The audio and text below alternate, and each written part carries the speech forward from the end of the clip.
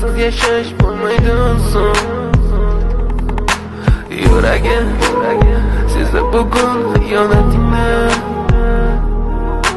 ko'zlari ko'rdi bugun yolg'onlaringni. Inson nimaga sevar va nimalarga erishar, vaholanki va'dalar berayotgan lablar aldar, muhabbatga ishontirishga undar.